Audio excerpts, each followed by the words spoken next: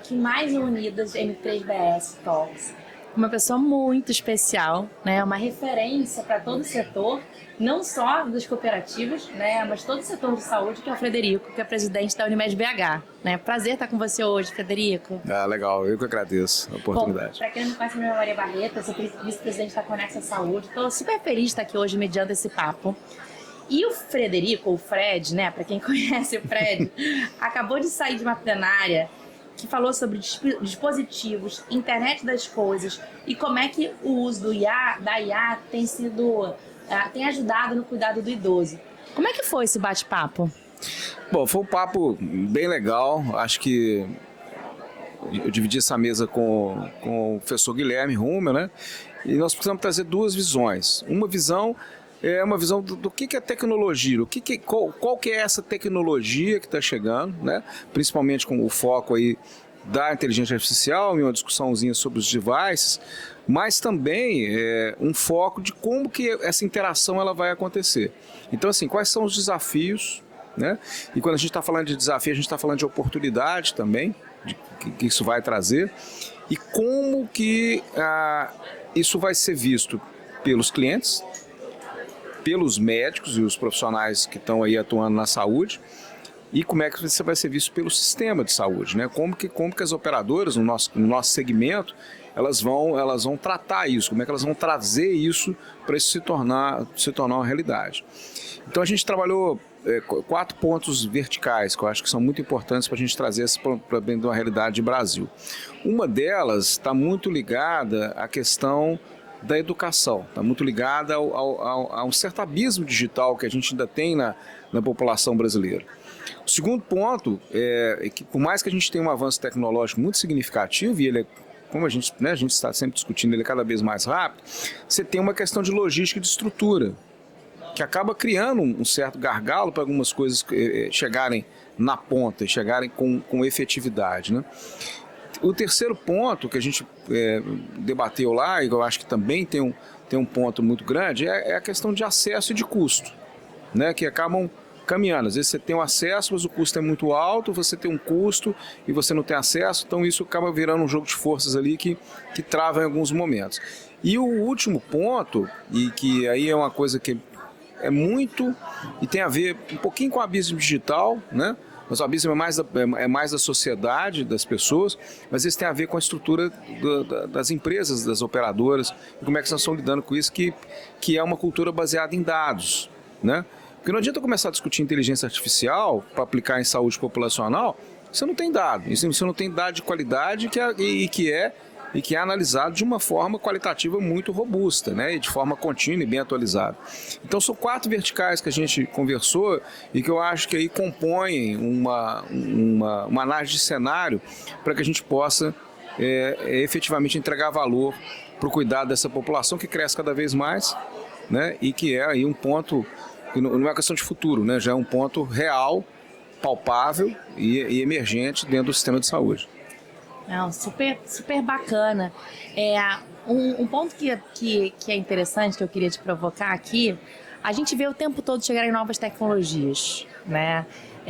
E a gente segue com dilemas importantes, né? Dificuldades importantes no setor de saúde suplementar, né? Então, só trazer as tecnologias, né? Que eventualmente as tecnologias pertinentes e que têm comprovação de valor real não é o suficiente, porque tem um desafio de mudança de cultura, né? Puxando a sardinha para o meu lado, enquanto Conexa, que é uma empresa de telemedicina, todo mundo já sabe, né? A gente é prestador de vocês têm, né, muita cultura de telemedicina própria, né? E também com vários parceiros. A gente sabe que saúde digital, por exemplo, hoje é pertinente, reduz custos, só que a adoção é complexa, né? Porque o brasileiro tem uma cultura já do físico, hospitalocêntrica, né? Então, você trazer isso, transformar, é muito complexo. Então, como é que você vê hoje essas novas ferramentas ajudando a transformar o cuidado e o engajamento? Você tem visto alguma coisa que tem ajudado vocês nesse sentido? Eu quero engajar meus pacientes, né, nos programas de gestão de saúde, na telemedicina, né, em iniciativas que você sabe que tem dado / comprovação de valor real, mas muitas vezes não tem utilização porque demanda essa transformação cultural. Legal. Você tocou num ponto que eu acho que assim, a gente ficaria nesse podcast aqui a semana inteira falar, né? Mas eu acho que esse é um ponto muito sensível, né? E quando a gente está falando de engajamento, a gente está falando de entrega de valor, né? E como que as pessoas vão enxergar isso como um ganho real para a vida delas, a gente tem que, eu vejo que a gente precisa enxergar várias dimensões. Primeiro, essa tecnologia ela tem que ser amigável, então ela tem que ser fácil, né? E a gente, como vocês sabem bem, vocês fizeram isso também nesse movimento, a telesaúde eu acho que ela já conseguiu trazer ela ser amigável, né? As interfaces estão melhores, elas estão mais rápidas, é claro que a gente tem questão de estruturas, né? que banda e por aí vai, mas tem que ser amigável, tem que ser fácil, né? E quando a gente fala nesse público específico, tem que ser muito fácil, e ela tem que estar presente naquele momento que as pessoas precisam, né? E eu acho que a telesaúde cumpre muito bem esse papel. Vamos pegar um cenário de vida real, né? Hoje a gente tem uma população de idosos cada vez maior e que muitas vezes são cuidados por pessoas com uma formação não tão adequada, né? Porque a gente tem uma carência de pessoas que estão dispostas a cuidar de idosos. E muitas vezes cuidadas pela própria família, essa família, muitas vezes o familiar é um idoso. Então, quando eu penso em engajamento e quando eu penso em adaptar a tecnologia para engajar, eu tenho que entrar dentro da casa das pessoas efetivamente. Então, não é só entrar com a tela, é entrar entendendo qual que é a realidade e quais são até mesmo o grau de fragilidade social ou familiar que aquela família tem, né, porque aquele ambiente que está cuidando daquela pessoa. Eu acho que esse é o primeiro ponto. A gente tem que ser empático, a gente tem que olhar aquilo que o cliente efetivamente precisa. E a telesaúde ela tem feito isso, né? Porque quem não conversa no FaceTime, né? Assim, com o neto, com aquela coisa toda. Quem não utiliza o WhatsApp, né? Então, assim, Lógico. tem que trazer as ferramentas, e a gente está vendo muita tecnologia desenvolvida dentro dessas bases hoje, que as pessoas já usam. Exato. Cara, é o simples.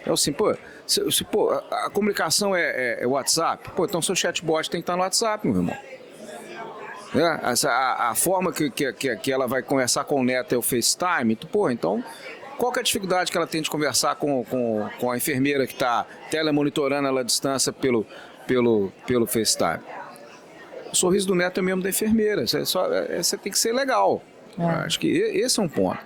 Então, a gente não precisa de uma tecnologia tão sofisticada. A gente tem que saber usar bem as ferramentas que a gente tem, né? Porque aí a gente vai passar para o outro passo, que aí é uma questão da confiança no ponto seguinte, que são os devices. E a gente tem bons devices no mercado, claro, a gente tem essa evolução contínua, mas primeiro ela tem que entender, poxa, eu confio na tela. Porque a confiança que eu tenho de conversar com a minha família, mesmo que eu tenho de conversar com o meu médico, com o meu fisioterapeuta, com o meu enfermeiro que está me monitorando. Não só confiança, eu consigo, né? Eu consigo, eu faço isso. Pô, se eu converso, se eu fofoco aqui no telefone, por que eu não posso conversar com o médico? Então é legal, você já criou confiança. O segundo ponto é entender que aquela enfermeira não precisa ficar medindo a minha pressão. E lá na minha casa, claro que ela vai fazer visita, você não vai substituir visita presencial, mas eu posso ser mais eficiente. Sem dúvida. Então ela tem que entender que ela tem que criar confiança no device. Então ele tem que funcionar, ele tem que ser validado, né, para não dar falha, ele tem que ter um processo ali que qualquer um possa mexer, né? Então aquela cuidadora, aquela senhora, que é da comunidade dela, que é uma pessoa que tem às vezes um nível de instrução menor, que ela possa mexer naquilo ali com uma facilidade que um nativo digital mexa. Então, se a gente quiser investir em boa tecnologia, eu acho que o primeiro ponto de atenção é o diagnóstico social. É aquilo que está na casa das pessoas. O que ele precisa? Eu posso ter um melhor device, mas se ele não é amigável, ele não vai funcionar, as pessoas não vão saber mexer. Pô, imagina você esperar nativo digital virar idoso para a coisa funcionar, perdemos. Já perdemos. Entendeu? Então, acho que esse é o ponto. Acho que esse é o ponto de entrada. O que a gente vai desenvolver à frente, eu acho que vai ter que ser muito em cima disso. ele tem que ser muito real, ele tem que ser a sua rotina. Igual o WhatsApp igual para essas pessoas da rede social e por aí vai. Ô Fred, eu hoje fiz uma entrevista aqui mais cedo com o presidente da Aberta, né? Também era um tema muito parecido, né? Sobre esses desafios. E ele falou uma coisa que cabe muito, eu como Conexa, né? Que é uma empresa, é uma health tech, né? Uma empresa de tecnologia e saúde, né? A gente não pode se apaixonar pelo produto da tecnologia. É muito fácil se apaixonar pelo device, né? A gente tem que se apaixonar pelo problema, né? E a partir disso, com a tecnologia, resolver o problema, né? E aí você trouxe aqui problemas reais da população brasileira, que está mundial, né? Eu tenho banda, eu tenho dificuldade, eu não sou um nativo digital. São dilemas que existem, são reais. Então, por mais que se a pessoa entrar lá, apertar o botão, vai funcionar, mas chega lá, tá em inglês, né? Não vai ter acesso, não vai ter engajamento, não vai ter impacto e não vai ter retorno, né? Então, e eu fiquei refletindo sobre isso, né? Como é que a gente efetivamente coloca o paciente no centro, o paciente real, quais são as dificuldades dele para poder utilizar aquilo. E aí aquilo eu vou falar de coisa até mais simples, um programa de gestão de saúde, efetivamente, não estou nem falando de tecnologia, né? Qual que é a complexidade daquela pessoa para poder fazer aquele programa que a gente idealizou que fazia sentido na nossa realidade, né? Isso é fundamental para a gente poder ter impacto, né? É isso aí. Menina, sempre que eu vi os clientes... Eu vi as pessoas. Vi as pessoas. Tá lá. Tá lá. É aquilo ali. O que ela precisa? Às vezes a solução é mais simples que a gente imagina. Sem dúvida. Mais simples que a gente imagina. Essa é a questão. Aí a gente começa a ganhar o jogo, né? Gente, a gente tem um caminho muito, eu digo assim, muito virtuoso e muito aberto para que isso aconteça, né? Eu vim de uma época, e aí entrando um pouquinho na questão dos profissionais, né? Eu vim de uma época que a questão era sistemas engessados em desktop. Uhum. Com toda a dificuldade de lentidão, de digitação, quer dizer, a gente não estava nem no desktop mais, a gente já estava no celular e a coisa continuava ali. Mas por quê? Porque não foi pensado no usuário. Não foi. Assim, a gente tem que ter essa humildade de pensar assim, olha, a gente pensou na gestão, a gente pensou em coletar dado, né, em estruturar dado, nós pensamos em ter eficiência administrativa, mas a gente não pensou no usuário, gente. E a interface, ela está aqui. A interface humana ou digital, ela está entre nós dois. Você tem que olhar para mim e olhar para você. Esse é o ponto. Se eu estou com sensor, se eu tenho sensor, se eu estou com device, se eu estou sem device, se eu estou monitorado, se eu não estou, esse é outro assunto. Então, senão a gente vai acabar aumentando a complexidade já do sistema fragmentado. Que a gente fala do sistema, ecossistema fragmentado, que no final do dia, se conversar, você cada vez mais, você não consegue ver a pessoa como um todo, nessa jornada inteira de cuidado. E aí você falou uma coisa legal, que eu acho que é uma coisa que a gente estava conversando também, que eu acho que é muito importante, quando a gente está falando de eficiência e de jornada, percurso, cuidado, eu também tenho que ter essa inteligência, né? Tudo que você está trabalhando, ela tem que estar muito ligada à coleta de dados. Por quê? Porque nós temos muitas interações. Então, é o que acontece no mercado de varejo, né? Varejo digital, físico. Então, qualquer interação, ela gera um dado. Se você comprou qualquer produto na Amazon, no Mercado Livre, na Shein, onde for, você tem o seu dado lá, o seu histórico. Então, qualquer sistema que a gente desenvolver, qualquer interação, seja device, seja telesaúde ou presencial em sistema, né, que você está registrando, isso tem que gerar um dado que se some a um comportamento, não só um comportamento de consumo, né? Você vai ao cardiologista 5 vezes no mês, você é hiperconsumidora, quer dizer, alguma coisa está errada. Você está consumindo demais, você tem um problema sério. Sim. Né? Da mesma forma, os meus dados, do ponto de vista de diagnóstico, né? Até para que eu possa dar o próximo passo, que é passar a predizer, passar a prever, passar a antecipar condições. No caso não do Mercado Livre, mas do Instagram, é te mostrar a propaganda do que você vai querer comprar, né? Você comprar. Eu sempre... O meu... É isso aí. É assim. Tá perfeito, tá funcionando perfeitamente. Perfeitamente, não. Até o seu comportamento de vida. Total. O seu perfil que aparece para você é o que você demonstra no seu comportamento. Na saúde não pode ser diferente. Então essa interação ela tem que ser muito positiva nesse sentido. Porque senão, é que eu falei da questão que a gente estuda a cultura de dados. Porque senão eu estou usando o dado para quê? Se eu não consigo mostrar para um cliente, para um paciente, para uma pessoa, que ela é diabética sem ela saber que ela é, meu dado está servindo para quê? Se eu não estou conseguindo antecipar condições. E tem uma ou coisa... pelo menos mostrar. Perfeito. E tem uma coisa que é interessante, que você me falou, até uma coisa antiga, né? O programa de gestão de saúde populacional, né? Linha de cuidado não é uma coisa nova, né? Não. Mas olha o que a gente ainda faz hoje, né? Cada vez menos, graças a Deus. A pessoa entra no pronto atendimento digital, ela tá cheia de gaps de cuidado no programa, você não pega isso naquele momento, você tá no médico com ela e 3 dias depois alguém liga sem contexto para poder tentar fechar aquele gap de cuidado, né?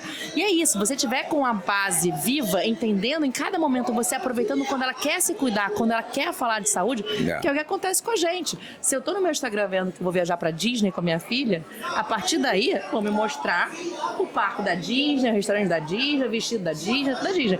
Se fosse 6 meses antes, um dia antes, eu não iria comprar. Eu vou comprar naquela hora que eu tenho intenção, que eu tô aberta a falar sobre, no meu caso, aí da Disney. Mas no geral, o meu cuidado com a minha saúde, o meu autocuidado, ou uma dor aguda, né? Que é quando você tá atento sobre esse assunto. Então, ter os dados e utilizar na hora certa, se aumenta muito o impacto, né? Exatamente. E é o que a gente conversou hoje mais cedo.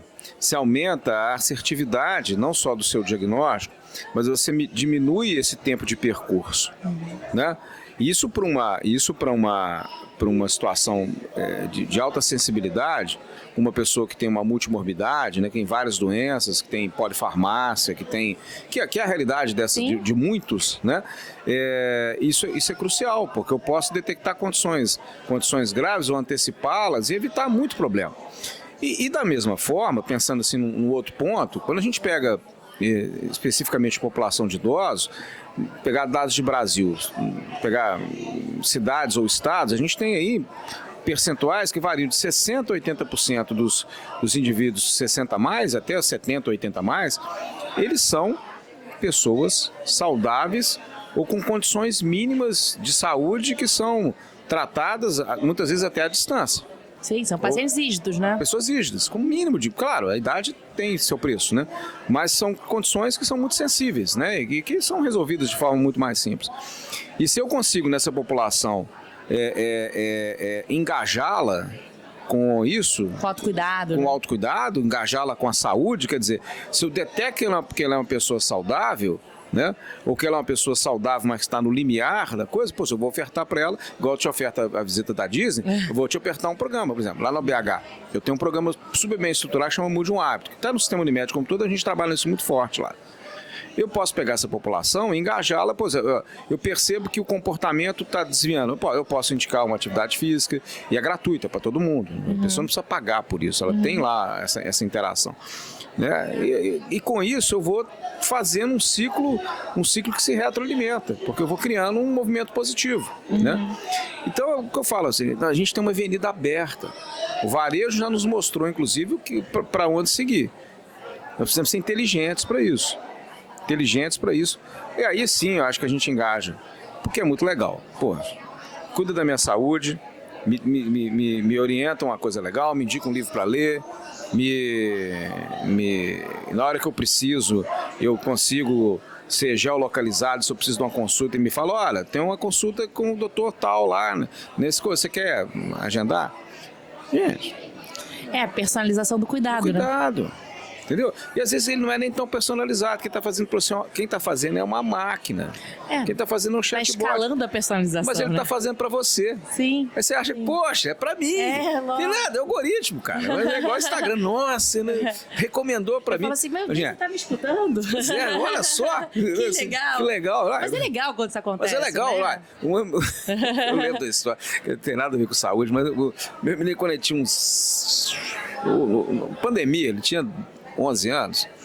Aí ele falou, pai, que bacana, eu entrei no site, que coisa. Eles recomendaram até uns lugares para mim viajar. Assim, ele estava achando massa, ele achou que o negócio foi feito para ele. Quer dizer, coisa de criança, né? Eu tenho certeza que é para mim. Que é para mim. Não é para mim? Não é para mim, mas pô, é para mim. Então assim, sabe? E até no digital, você torna ele mais empático. Sim. Se você tem essa sensibilidade. Mas eu volto no fundamento. O fundamento é entender qual é a realidade daquela pessoa. Não adianta tudo isso se ela não chegar lá, se né? ela não chegar lá. Claro. Se ela não chegar lá. Então vamos entender se não tem um letramento digital que está faltando, se a infraestrutura não está boa, se ela não está, se as pessoas estão efetivamente educadas para aquilo, né?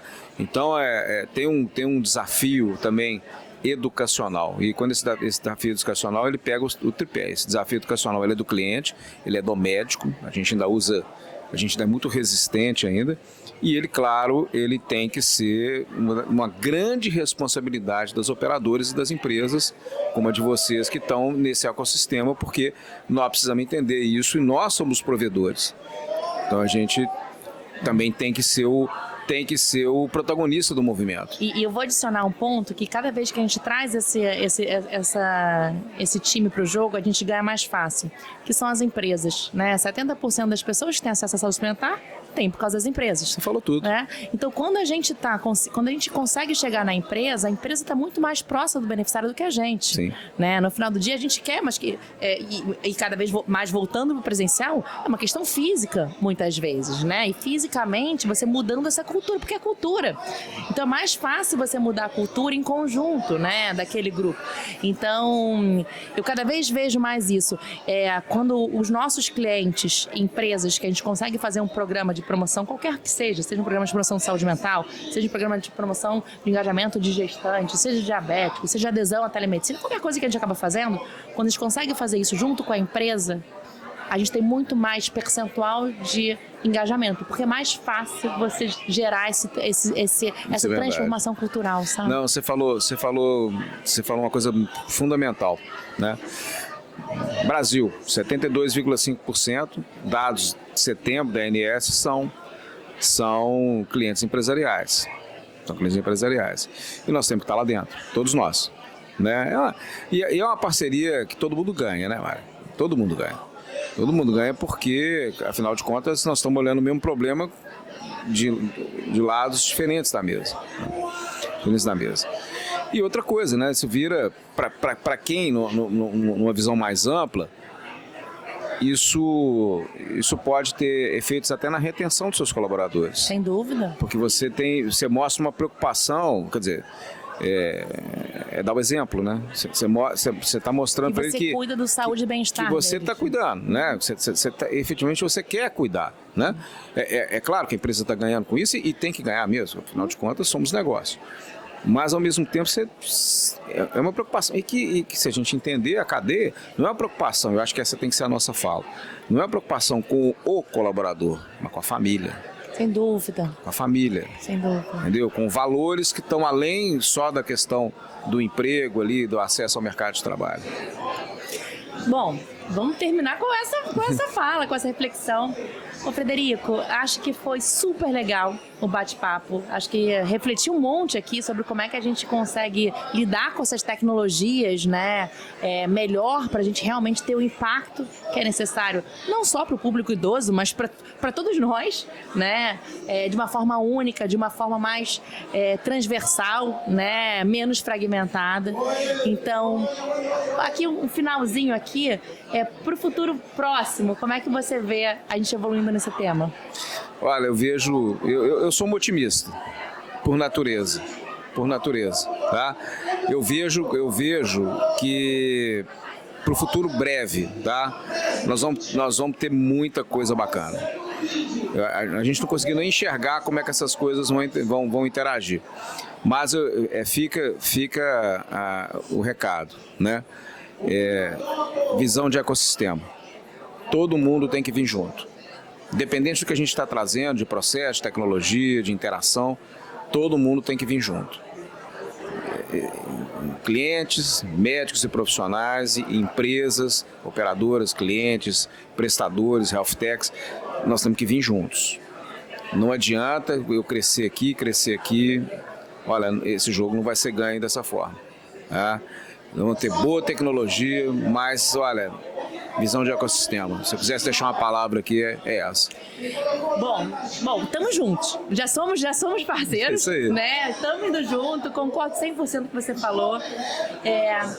Queria aqui agradecer mais uma vez a M3BS por esse momento de troca, de aprendizado. Legal. A Unidas, que eu acho que, mais uma vez, é um fórum que juntos a gente consegue, né, desenvolver essa consciência, né, de soluções, do debate, efetivamente, de como é que a gente consegue transformar o setor, né? Então, queria agradecer a você, Fred. É isso. Obrigada pela oportunidade. Tá sempre à disposição. Obrigado, é um prazer mesmo.